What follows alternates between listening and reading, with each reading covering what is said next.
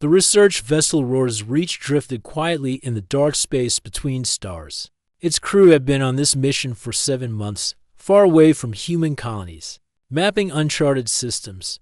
The captain, a calm and careful woman named Mara Ivers, had one rule for everyone: do not take unnecessary risks, but curiosity often had other plans.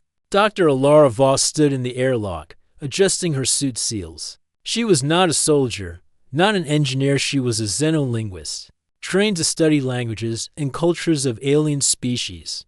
Most of the time, her work was slow, involving hours of studying old data. But today was different. Today, she was going to step onto something no human had touched before. Through the viewport, the object glowed faintly, a huge asteroid, shaped almost like a broken crystal shard, slowly spinning in space. Light seemed to ripple across its surface, like water under sunlight. The Aurora's Reach's sensors had detected faint energy pulses coming from inside it, and no one knew why. Alara, the captain's voice came through her comm. Remember, this is a survey. If anything seems unstable, you return immediately. Understood, Alara replied. Though her heart beat faster, she had read about ruins from extinct alien species. But the idea of walking inside one thrilled her beyond words. She stepped out of the airlock, her boots touching the crystal-like ground. The asteroid's surface felt smooth, but not slippery. She moved carefully, following her scanner's gentle beeps. The readings pointed toward a deep crack in the surface. Inside, a faint blue light pulsed rhythmically, like a heartbeat. The crack opened into a tunnel. Its walls were made of the same crystal material, but here they were transparent in places, showing glowing veins of light running deep within. The air in her suit stayed normal, but she could almost feel a strange vibration through her boots. Alara, your signal's dropping, said Jonas, the ship's science officer. Stay in range. I'll keep close, she answered, though. She stepped deeper anyway. The tunnel turned and then widened into a massive chamber. At its center stood a tall, spire-like structure formed of black and silver layers. Strange symbols were etched into it. None of them matched any language in her database, yet looking at them made her feel something in her mind, a faint whisper, too soft to understand. She approached slowly, her gloved hand hovering just above the surface. The whisper grew stronger. It was not sound, it was inside her head. And then, without meaning to, she touched the spire dot. In that instant, her vision exploded with light. A swirl of images filled her mind, vast alien cities floating in space, starships shaped like living creatures, a planet covered in silver forests. She heard voices, deep and layered, speaking in a language she could not recognize, and yet she understood the meaning. Awaken, connect, survive. Her knees nearly gave way, but before she could pull her hand back, a second voice spoke directly to her. This one was clear, deep, and strangely calm. Finally, a mind strong enough to reach me. Who are you? She whispered. The voice chuckled softly. I'm Carrion, last of the Nithris. And you are mine now. Before Alara could react, a cold rush of energy shot through her arm, into her chest, and up into her head. Her vision turned white again, and she felt as if a second presence had stepped inside her mind. Her comm crackled. Alara, your vitals just spiked. What happened? Jonas's voice sounded distant, like it was behind a wall. She shook her head, trying to answer, but Carrion's voice overrode her thoughts. Do not struggle. The connection is complete. You cannot leave me, and I cannot leave you. Her breath quickened. What connection? You touched the binding core, Carrion said. My essence is joined with your neural pathways. Your mind and mine now exist as one. That's not possible, she said, trying to pull her hand back from the spire. But it was too late. She could feel it. Something was different inside her. Thoughts came faster. Her senses sharpened. She noticed faint vibrations in the crystal floor, patterns in the glow of the walls, in the distant hum of the asteroid's heart. You are frightened, Carrion observed, his tone almost gentle. But you will see. Together, we are stronger than either of us alone. I don't want this, she said sharply. Remove it. Whatever you didn't do it. Karen's tone changed, becoming firm. No. The binding cannot be undone without death. Yours and mine. Her breath caught. Then you will do nothing foolish. Karen interrupted. We are not enemies, human. I chose you because you have the will to endure me. I have waited 40,000 of your years for this moment. You will not walk away. Alara. Jonas's voice broke through again. You're not moving. Are you all right? She turned, realizing she had been standing still for several minutes. I'm fine, she said, though her voice trembled. Just found something. Then get back to the surface, the captain ordered. Now, Alara hesitated, glancing back at the spire. It was quiet now, the glowing symbols dim. But Karen's presence remained in her head, silent but steady, like a second heartbeat. On the walk back, she felt strange. Her steps seemed lighter, her bounds more precise. She could see tiny details in the crystal walls she hadn't noticed before: scratches, old cracks, even faint patterns in the light veins. You see more clearly now. Karen's voice murmured in her mind. Your perception is already expanding. This is only the beginning. Stop talking, she muttered under her breath. I will speak when I must. You will learn to listen. When she reached the surface, the Aurora's Reach's airlock opened, and Jonas met her with a scanner. Your readings are strange. Energy signatures inside your body? Did something happen in there? Nothing. Dangerous, she said quickly, avoiding his eyes. Inside her head, Karen spoke again, his tone carrying an edge of amusement. Careful, human. Your crew may not welcome what you carry. Alara didn't answer. She knew this was only the start of something far bigger than she had expected. Whatever Karen was, whatever this binding meant, it was too late to undo it. And deep down, a small part of her, the part that had always longed for discovery, was curious to know where this strange path would lead. As the Aurora's Reach slowly pulled away from the glowing asteroid, Karen's voice whispered one more time. Leave? No, human, we're eternally bound now. You can't go anywhere. The Aurora's Reach glided silently through space, leaving the glowing crystal asteroid behind. In the medical bay, Dr. Alara Voss sat on the edge of a bed while Jonas scanned her for the third time. His brow was furrowed, his eyes moving over the holographic readings. Still nothing dangerous, he muttered, but this is not normal. There's an unknown energy signature running through your neural pathways. And he paused, looking puzzled. Your brain activity is faster, a lot faster. Alara forced a small smile. Maybe I'm just thinking quicker today. Jonas lowered the scanner. This isn't a joke. If you touch something on that asteroid, I'm fine, she interrupted. Whatever happened, it's not hurting me. Jonas studied her face for a moment, then sighed. The captain will want a full report. Inside her head, Karen's voice came like a quiet echo. Do not tell him about me. They will not understand. Why should I trust you? She thought. Because your life now depends on me, and mine on yours, Karen replied calmly. And because I already know your crew will want to separate us. They will not realize what that would mean. Which is death for both of us. Alara kept her face neutral. As Jonas walked away to call the captain, she could feel Karen's presence, like a second shadow in her mind, silent when he wanted, yet always there. Later, in the captain's ready room, Alara sat across from Mara Ivers.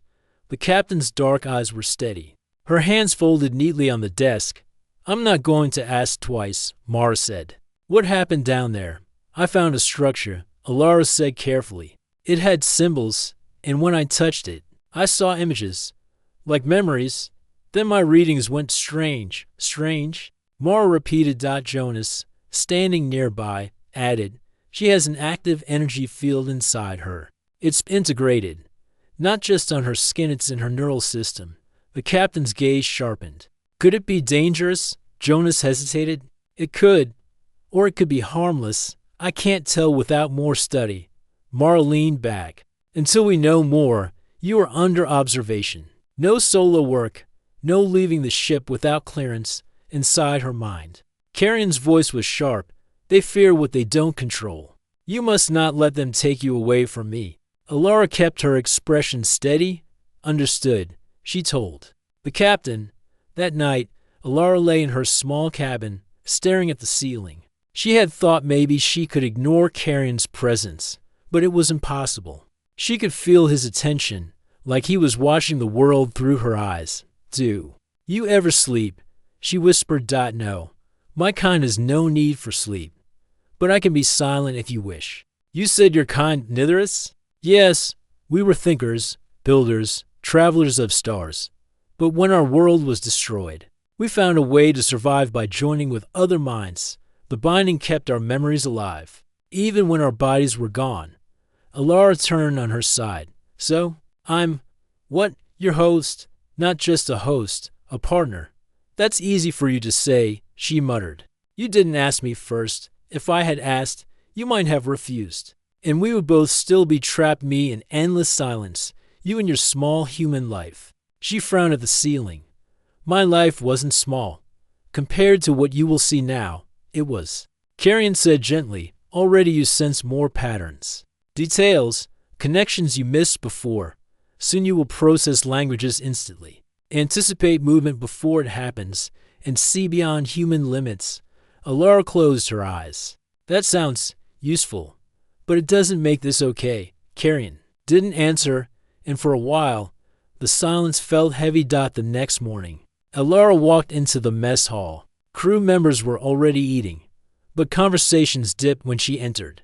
She could feel their eyes on her.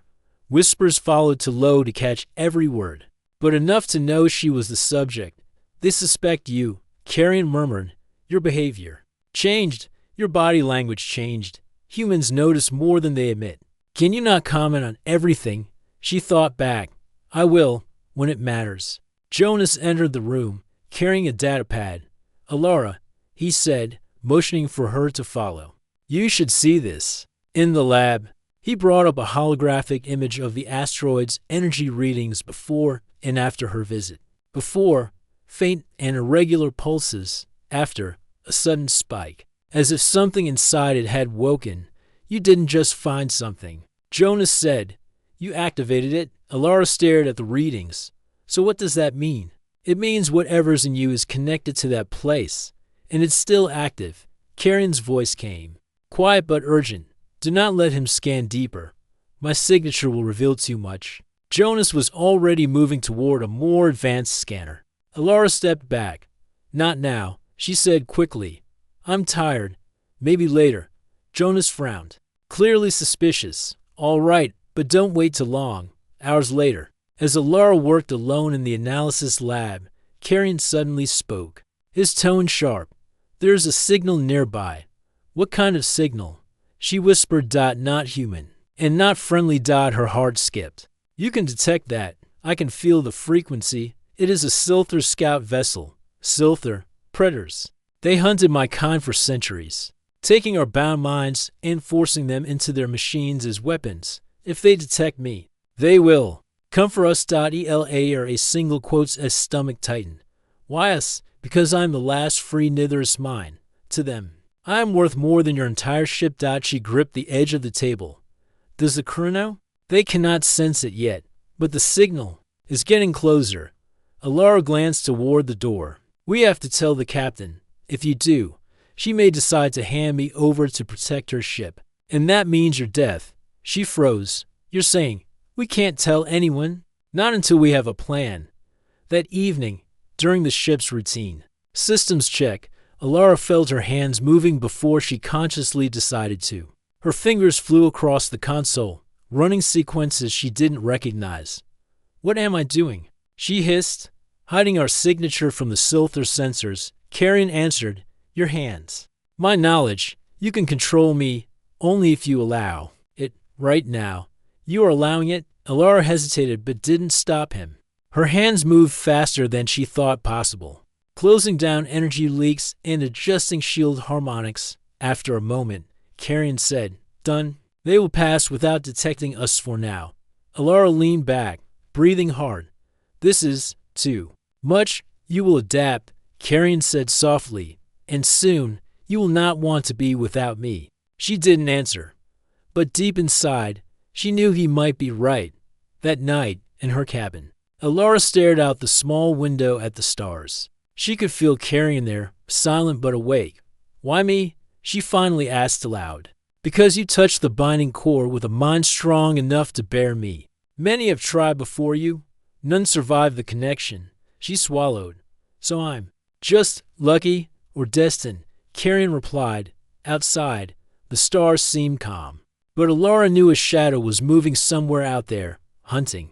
And now, because of Carrion, that shadow might soon find them. In her mind, his voice came again, low, uncertain. Stay close, human. The real danger hasn't begun yet. The Aurora's Reach continued its steady course through uncharted space. But the crew's mood had shifted. The silence in the mess hall was heavier. Conversations stopped when Alara walked in. People looked away quickly, pretending not to watch. She could feel that Carrion was right. They suspected her. They are afraid because they sense change, Carrion murmured in her mind. They feel the difference in your movement, your attention. Humans are more observant than they believe. Alara kept her thoughts guarded. And you're making it worse. Better to be feared than underestimated, Carrion replied. She ignored him, focusing on the screen in front of her. She had been asked to help with a language database update, something safe and simple. But every time her eyes passed over alien script, her mind translated it instantly thanks to Carrion. It was faster than she had ever worked before. Jonas passed behind her, stopping to glance at her work. You're done already? He asked, his voice showing surprise. She gave a small shrug. Just moving quickly today. Jonas stared at her a moment longer, then left without a word. That evening, as Alara was walking down the corridor to her cabin, the lights flickered. The hum of the ship's engines seemed to stutter for a second. They found us, Carrion said, his tone sharp. Her stomach tightened. The Silther, yes. They are close enough for me to sense their scanning field. It brushes against our shields like wind on glass. She glanced toward the nearest comm panel. We have to tell the captain no, Carrion interrupted. If you warn her now, she may decide to run directly into their path. The Silther are faster. They would catch us easily. Then what do? We watch. We learn their position. Then we choose. The next day, in the bridge observation room, Alara found herself standing beside Captain Mara. On the large central screen, stars drifted slowly past. Strange activity on her long-range scans, Mara said. A faint energy signature, possibly a ship, not broadcasting identification. She glanced sideways at Alara. You ever get the feeling you're being watched? Alara forced a neutral smile. Sometimes, inside, Carrion spoke with quiet. Certainly, they are probing your ship's defenses. If the crew can detect them now, it means they are not even hiding anymore.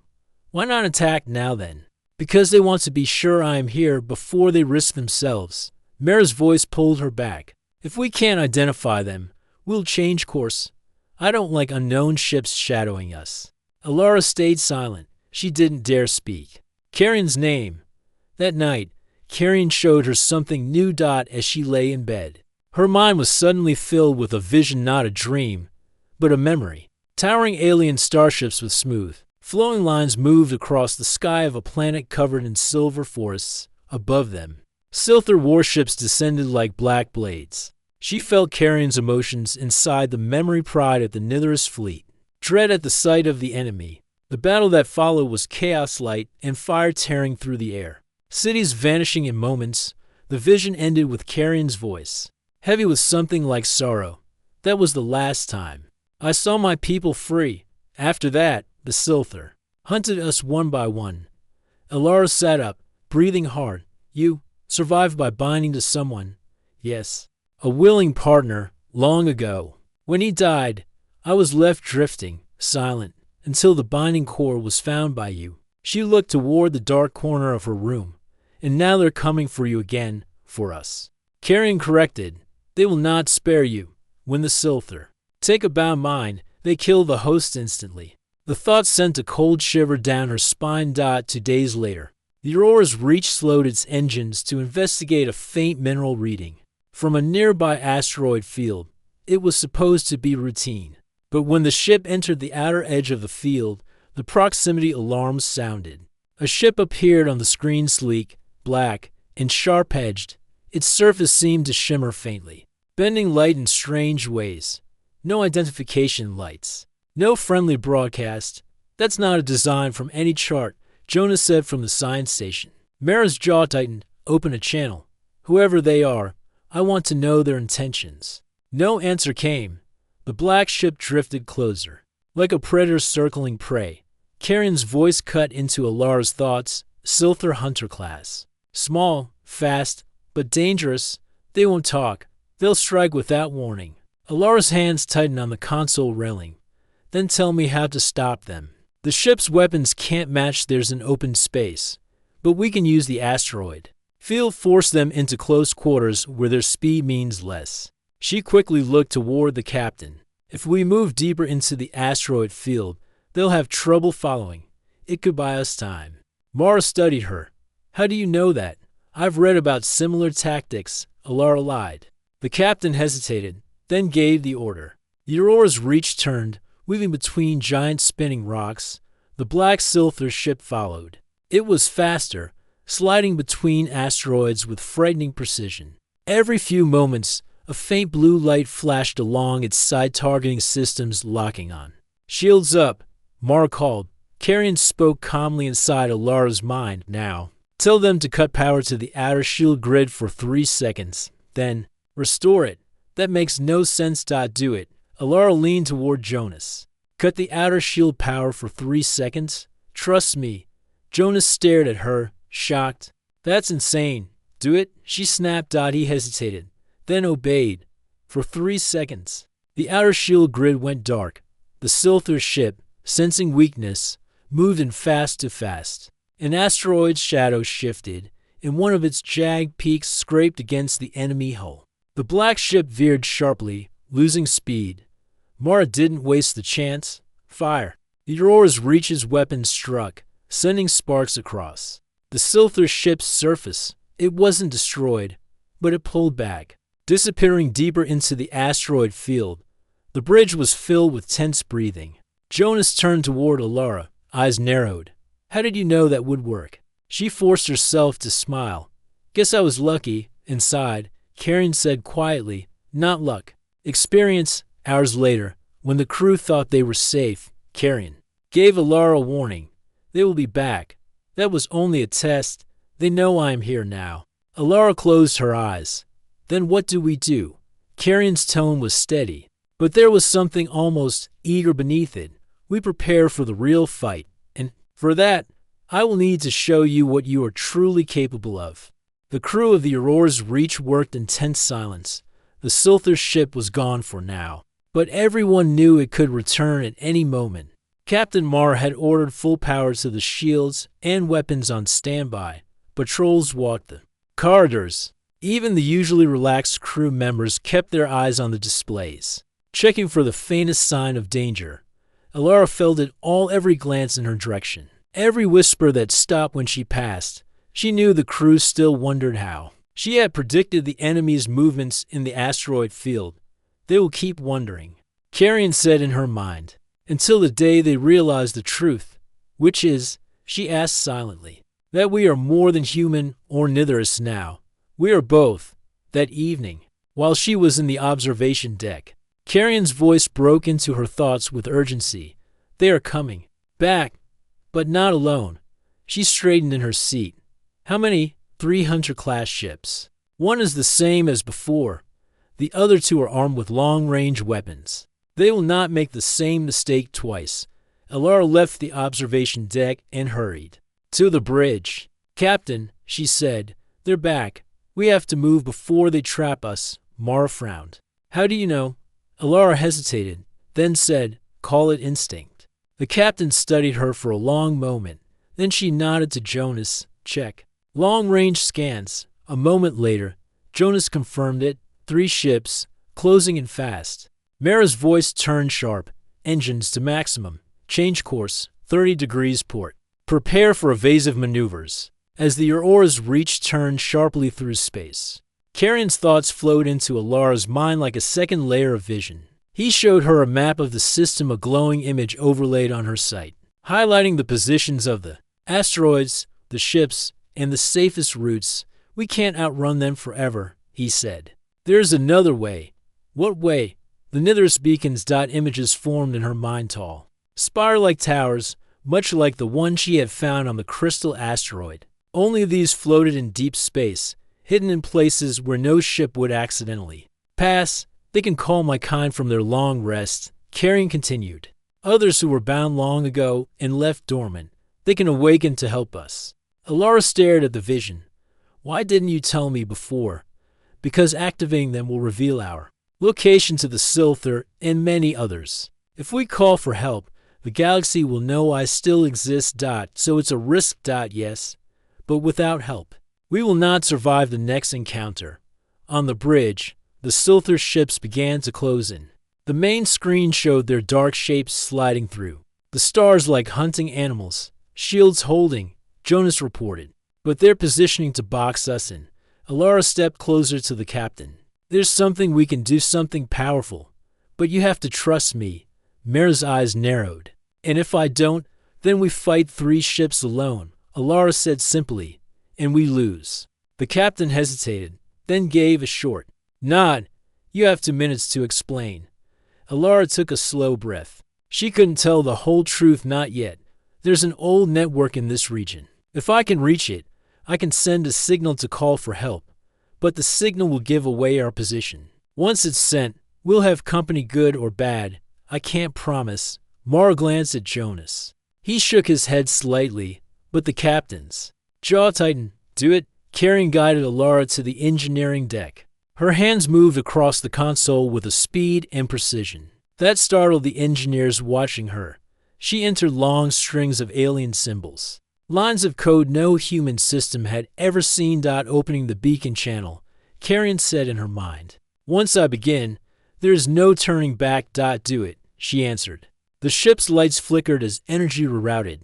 The hum of the engines deepened. Somewhere in the far reaches of space, something woke. Alara felt it through Carrion like a distant heartbeat answering a call, then another, and another. Back on the bridge, the sensors lit up with new readings. Captain, Jonas said urgently, I'm detecting multiple unknown signals across this sector.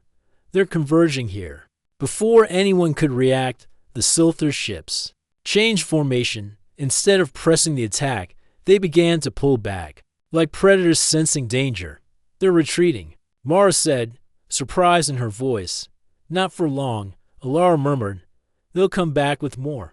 Over the next hour, Alara stayed in the communications hub, keeping the beacon connection alive. She could feel Carrion's focus deepen, her mind almost as if he were listening for voices only he could hear. Finally, he spoke. To have answered, both Nithris-bound ships, they are days away, but they are coming. She let out a slow breath. Then we have a chance. If the crew trusts you until then, Carrion added. The next day, the captain called Alara into the ready room. Jonas was there too, arms crossed. I don't know how you did it, Mara began, but you scared the Silther off, for now. Still, I need to know the truth. What exactly did you activate? Alara met her eyes. An old communication system. Not human, but it's the only reason we're still alive. Jonas's voice was sharp. That system wasn't just old. The code you used wasn't from any known database. Where did you learn it? She hesitated. I can't explain everything. Mara's eyes stayed fixed on her. Then you'll stay under watch until you can. I appreciate what you've done, Alara, but I can't have secrets on my ship, not with an enemy like that hunting us. Carrion's voice in her mind was almost amused.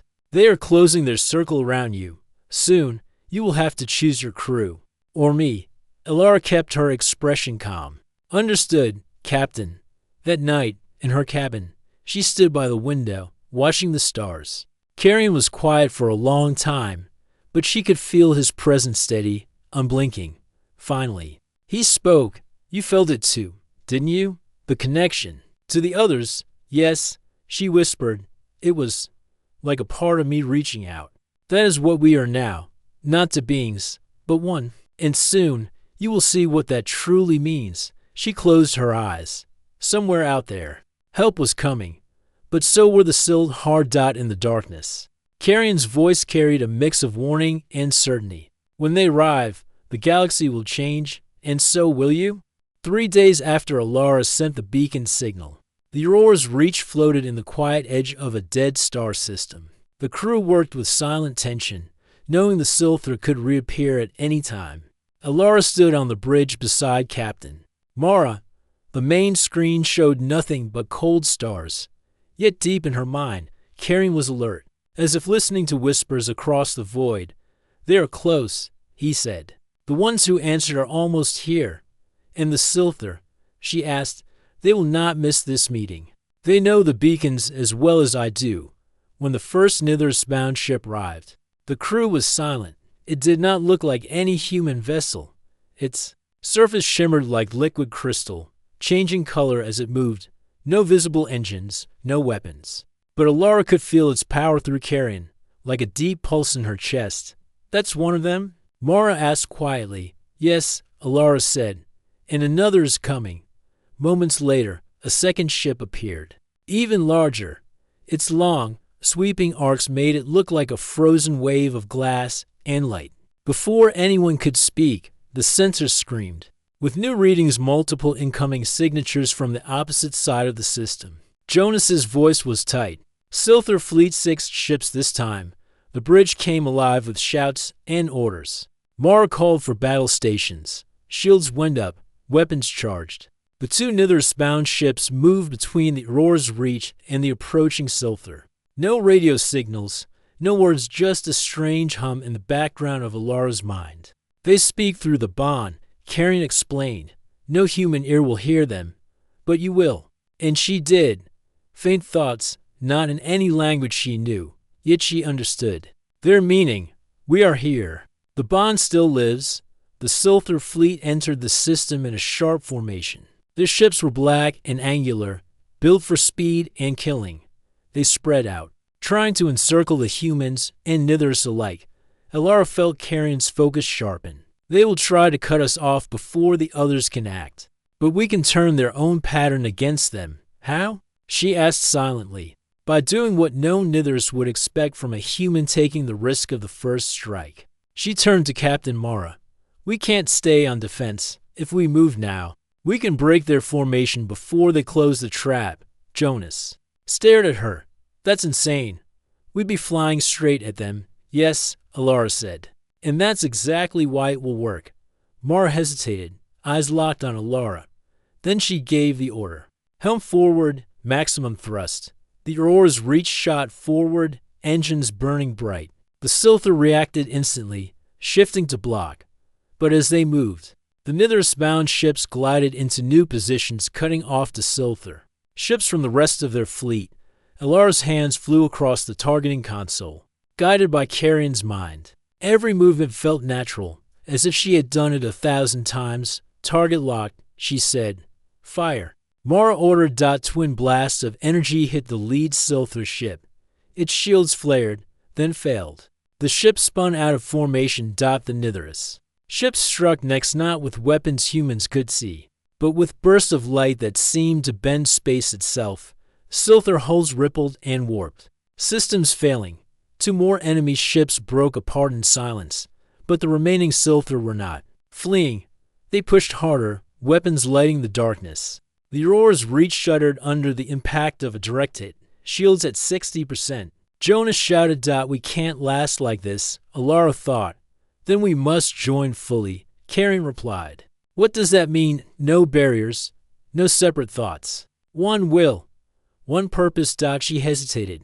"And if I say no, then we both die here." She took a breath. "Do it." The change was immediate. Her vision split and doubled, one eye in her body, the other seeing through the Nithers senses. She could feel the hum of the Aurora's reach, the stress on its metal frame, the charge building in its weapons. She could also feel Carrion's calm certainty, like a deep river of thought. They moved as one. She didn't tell her hands where to go, they were already there. Every enemy movement appeared in her mind before it happened. The ship danced through the Silther fire, returning blasts with perfect accuracy. The Nithers allies moved in closer, their light bending around the Aurora's reach. Alara could sense their approval, their silent recognition of what she and Carrion had become. One final burst from the human ship, guided by Nither's precision, struck the Silther flagship. Its black hull split apart in a flash of blue light. The rest of the enemy fleet scattered, retreating into the dark. The battle was over. Silence filled the bridge. The crew looked around at one another in disbelief. Then the sound of quiet cheers began, spreading until the room was alive with relief. Mara turned to Alara. I don't know how you did that, but you saved us, all of us. Alara met her gaze. It wasn't just me. Later, in the quiet of her cabin, Alara stood at the window again. The two Nitherish ships floated in the distance. She could still feel their presence, faint but steady. They will leave soon, Carrion said, but we will remain. And the Silther, they will return someday. But now they know we are not alone. She rested her hand against the glass. So this is it? We're bound forever. Yes, Carrion said softly. Leave? No, human, we are eternally bound now. You cannot go anywhere, and neither can I for the first time. She smiled at the thought.